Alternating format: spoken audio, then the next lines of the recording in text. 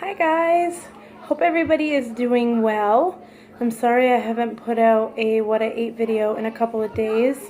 I have been extremely sick. I will touch on that a little bit in my video tomorrow, but for today I thought I would do a fun tag video. I just watched Heather from Weight Watchers with Heather do this tag, and I thought it looked like fun and that I would try it. Sorry about that. What a great way to start. Okay, so I am going to do if you see me looking, I'm looking at my computer screen at the questions. It is the 15 random questions tag that Heather from Weight Watchers with Heather just did. So I'm going to do it too. So here goes. Number 1, what do you think you can do but can't? I was kind of always raised to be the kind of person that there isn't anything you can do. There isn't anything you can't do. I like to think that I can do it all. As a stay-at-home mom, I feel very obligated to do it all. I feel obligated to do the home chores, the crafts, the parenting. I try my best every day. Some days are better than others, especially with 2 toddlers. That's probably my biggest fault, is that I don't ask for help. I feel like because I'm home, I shouldn't ask my husband to help in any way, which he is great at helping. He is never one that, I don't have to ask. He does laundry, he does dishes, he does house chores. We just do it as a team, but I try. In my head, I've failed if I go to bed at night and the things that need to be done aren't done. If I leave dishes in the sink, I feel guilty because I know he will get home at 10 o'clock at night and he will do them because they're in the sink after working a 12 to 14 hour day. And I feel guilty for that, even though he tells me not to. If he didn't feel like doing them when he got home, he wouldn't. But it makes me feel guilty. So that's probably what I think that I can do that I can't, is just do it all. It's definitely my downfall. What is a difficult word for you to pronounce? I don't know about a word to pronounce. I do pretty well in that area. There are 2 words that I'm a highly intelligent person. But there are 2 words that I can never ever spell right, and I always use spell check on my phone for. And those words are probably and definitely. I'm not sure why, but I always get them mixed up. Always. I cannot ever spell them right. What is a favorite TV show from your childhood? That's number 3. I was a child of the 90s. The late 90s and the early 2000s. I was born in 81, so I was a child in the early 90s. But I remember like TGIF. I remember I was the kind of kid, because of my asthma and because of me being sick all the time, I was always in the house. And I always looked forward to Friday nights because I liked Step by Step and Steve Urkel and those kinds of shows. I've always been very interested, even at a young age, even when I was a child. And maybe it's not a good thing, but I've always been more interested in true things, documentaries. I'm kind of a news junkie, especially the bad stuff, which is kind of sad to say. I get really hooked on... Until I was an adult, I wanted to be a paralegal and work in the legal system. I never wanted to be a lawyer because I don't do well like in front of crowds and stuff, but I like the research part of it. Sorry, I have a crying 2-year-old, so if you hear her in the background, she's not hurt or anything like that. But anyways, I've always been really attracted to like trials. My biggest my first ever babysitting job when I was like 11 or 12 was the summer of O.J. Simpson, and I kind of got hooked. So those were the kind of things that I watched on TV. But I did love TJF. I liked the, how do I say this, the perfect family persona. Even though I had a wonderful family and a happy life, there was just something about having a conflict and tying it all up in 30 minutes that just caught my attention, and I really liked TJF. So that's probably my favorite. 4. What is something you can't live without? My family. My family is my rock. 2 years ago, well, about a year and a half ago, my husband and I and our 2 children, who were small, my son was 2.5, and my daughter was 6 months old, we had to go to Florida. Well, we were given the opportunity to go from Vermont, where we live, in the middle of the winter, to Florida for 10 weeks to help, basically for my husband's job. The company that he works for here had recently opened a restaurant down there, and they needed some help. So we were able to travel to Florida for 10 weeks. Stayed in beautiful condos. You know, he worked really hard while we were there, but we had a lot of fun. We got to do, he only had 1 day off a week, and we spent that 1 day every single week, no matter how tired he was, doing something fun that we had never done before and something that we may never get a chance to do again. But in the middle of that, after only 4.5 weeks, my mom and my stepdad had to come down and visit us because we were just yearning for that togetherness. My mom and I, of course, now it's a little easier. We live in the same house. But even when we didn't go a day without talking. You know, my family kind of lives all over. We're all pretty central. My sister lives the furthest away. She's a bit of a wandering gnome, we call her. Right now she is living in right near Portland, Oregon. She has spent some time in the Virgin Islands. She lived in, she went to Rome for 4 or 5 months before. But other than that, we're kind of all central. We're about 2 hours from each other in every different direction. And we visit each other often. And we were given a really great opportunity when we went to Florida to stay there. And it would have been a really great opportunity for my husband. I just couldn't do it. My kids are little and they need their grandparents, and my mother and stepfather need their grandkids, and my family is my one thing ever that I could not live without. Number 5, what is more important, love, fame, power, or money? I wish I could say something like money isn't important, but it is. I think, to me, love is more important. I have survived my whole life on very little money, power, or fame. So love has always kept me safe and loved and happy in my life, but money sure would help. We live in a one-income family. We have given up a lot in our lives to make it possible for me to stay home as a mom and be with our kids. We have even taken bigger steps by moving back into my parents' house. Luckily, it's a split house and they have their own space. But we've still made a lot of sacrifices in our life that I wish we hadn't because of money. And it's not a bad thing. I'm not upset that we have moved back home. I am not upset that we've cut certain things out of our lives that makes us stronger, it makes us happier, but money would certainly help. And I hate that has to be an answer, because I wish money didn't exist. I wish people could just have the things that they needed and not be so greedy and just want more and more and more, but as people, it's just who we are.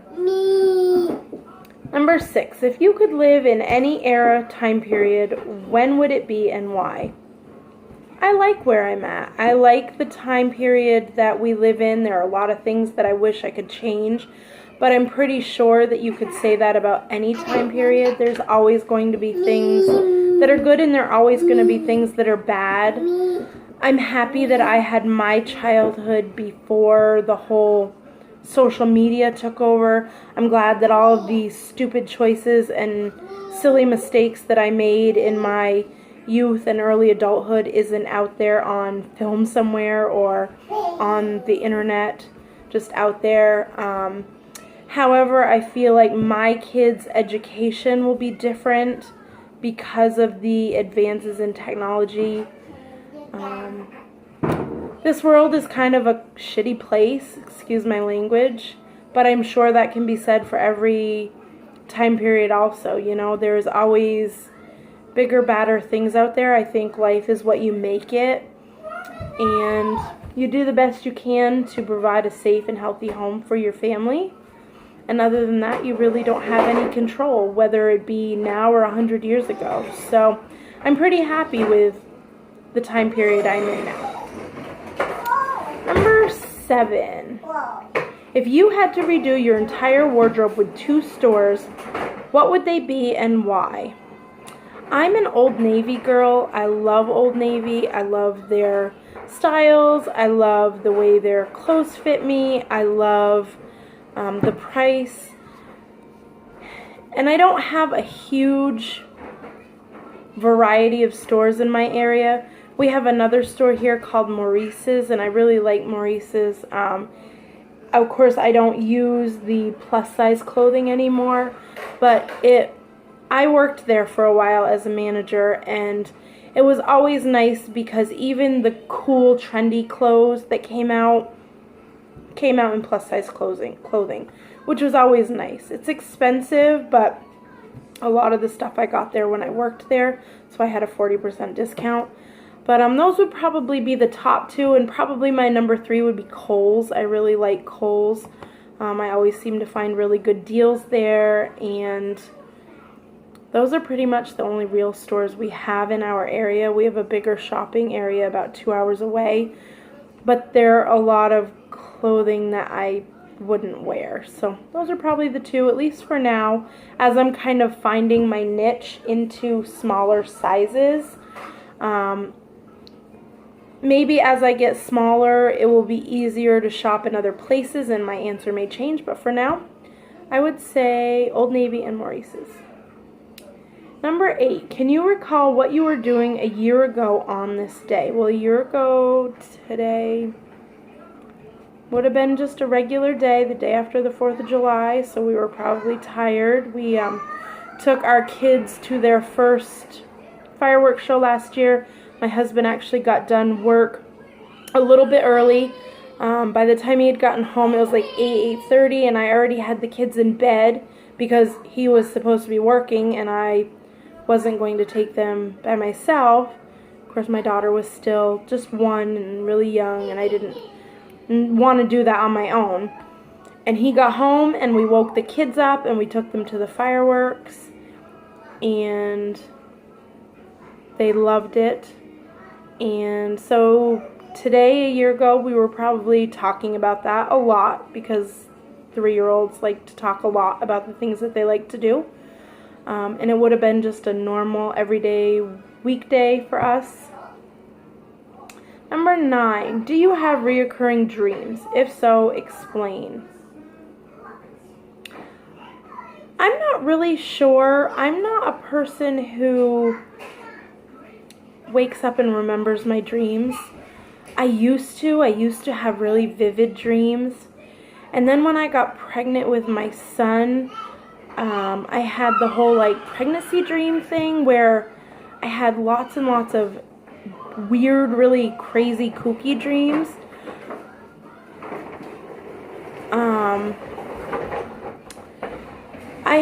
I have to admit, I have been having nightmares since I moved into this house. This house is really close to the road, and the 2 places that we've lived before, we've always had access to off-the-road housing. We always had a big fenced-in yard that went right off of our like our back door, so the kids could come and go as they please. We have a little section of yard outside that is fenced in now, but you have to actually leave the house and go to it. So my kids don't like it very much, and they'd rather play in the front yard, which isn't fenced off. And Mama, I'm not much. Mama. What, honey? Mimi is at home. I'm not much of an outdoor person, especially in this heat. It makes me really sick. So for me to go out and spend time with them, because I won't let them play outside, I don't do it as often as I should. And I have nightmares about them getting hit by a car. So I'm hoping as we get comfortable here and as things kind of settle and we can find a different way to fence in the yard that we have now so they can just go outside and come in as they please, those nightmares will stop. Number 10, what is your horoscope? I am an Aries, and I fit pretty well to an Aries. We're very determined, we're very honest, we're very hardworking, we're very loving. I don't pay too much stock. I'm not overly superstitious and that kind of stuff. I will echo what Heather said in her video. Her birthday and when she was supposed to be born are under two different signs. And that's the same with me. I was born about 11 weeks early. I should have actually been a Gemini, and I was born in Aries. And I also have a lot of characteristics of the Gemini, so I kind of read them both when I was supposed to be born and when I was actually born, because I feel like I have characteristics of both, so I'm not really sure which I should follow. Number 11, what does your dream bedroom look like? Dark. I like dark.